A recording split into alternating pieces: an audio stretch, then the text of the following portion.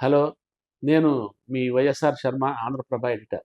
వయనాడు ఉప ఎన్నిక ఇప్పుడు దేశవ్యాప్తంగా మహారాష్ట్ర ఎన్నికల ఫలితాలతో సమానంగా సంచలనం సృష్టించిందని చెప్పుకోవచ్చు.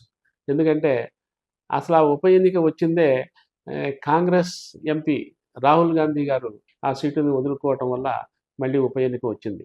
రాహుల్ గాంధీ గారి సోదరి ప్రియాంక గాంధీని అక్కడ కాంగ్రెస్ అభ్యర్థిగా నిలబెట్టారు.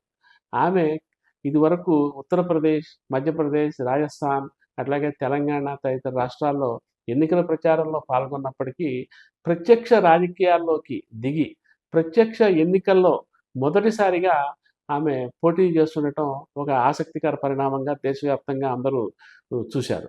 సో ఈరోజు ఎన్నికల ఫలితాలు చూస్తే ఆమె తన సోదరుడి కంటే కూడా ఎక్కువ మెజారిటీని సాధించి చరిత్రను సృష్టించారని చెప్పొచ్చు.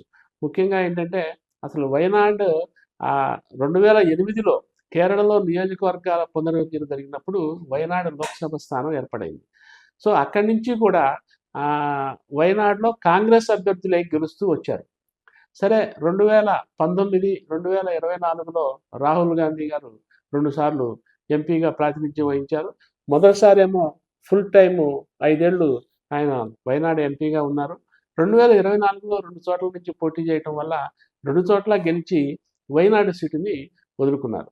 సో రాహుల్ గాంధీ అక్కడ గత 5 ఏళ్లలో చేసిన సేవలు కానివ్వండి, కేరళ ప్రజలకు ఎంపీగా ఆయన ప్రాతినిధ్యం వహించిన తీరు కానీ అక్కడ ఆయనకి మంచి పేరు తెచ్చిపెట్టినాయి. ముఖ్యంగా అక్కడ ఈ కొండ చర్యలు విరిగిపడి వందలాది మంది చనిపోతున్న సందర్భంలో రాహుల్ గాంధీ అక్కడ కొన్ని వారాల పాటు ఉండి అక్కడ సేవలు చేయటము, వాళ్ళకి పునరావాసం కల్పించడంలో ఒక ఎంపీగా ఆయన తన వంతు కర్తవ్యాన్ని నిర్వహించడం ద్వారా వయనాడు ప్రజలను ఆయన విశేషంగా ఆకర్షించాడని చెప్పుకోవచ్చు.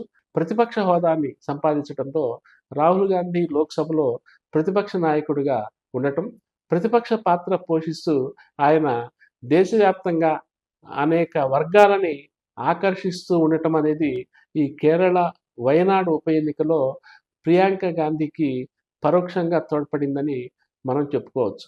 ముఖ్యంగా కేరళలో ఆ వయనాడ్ సీటు కాంగ్రెస్కి పెట్టనుకోటగా మొదటి నుంచి వస్తూ ఉన్నందువల్ల ప్రియాంక గాంధీ ఎన్నిక పెద్ద కష్టమేమీ కాదని చెప్పి మొదటి నుంచి అనుకున్నదే.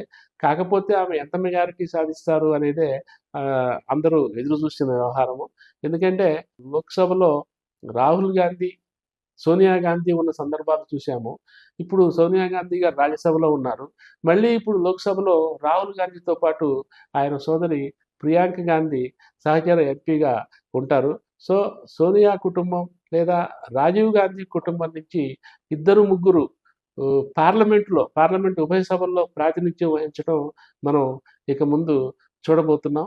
మొన్నటి ఎన్నికల్లో కూడా ప్రియాంక గాంధీ 2-3 నెలల పాటు అక్కడే ఉండి ఈ ఎన్నికల ప్రచారంలో ప్రత్యక్షంగా పాల్గొనడం, ఇంటింటికి వెళ్ళి ముఖ్యంగా మహిళలని ఆకర్షించడం ద్వారా మహిళలకి కాంగ్రెస్ పార్టీ గ్యారంటీలని హామీ ఇవ్వటం ద్వారా ఆమె ముందే అక్కడి మహిళా ఓటర్ని ఆకట్టుకున్నారని మనం చెప్పచ్చు.